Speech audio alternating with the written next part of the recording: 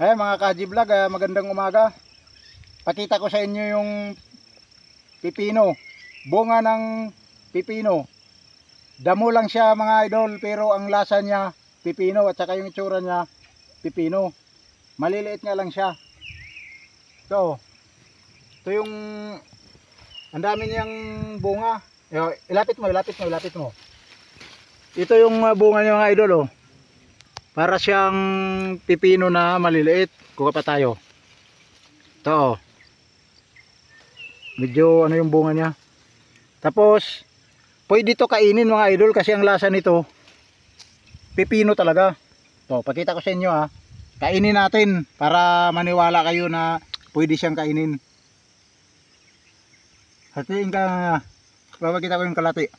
Ayan siya, oh. Native na pipino. Ito pa. Masarap pala mga idol, masarap. Ito. Yung dahon niya, ito, oh. Tingnan nyo. Kung makikita nyo, ganyan din yung pipino. Ito yung dahon niya.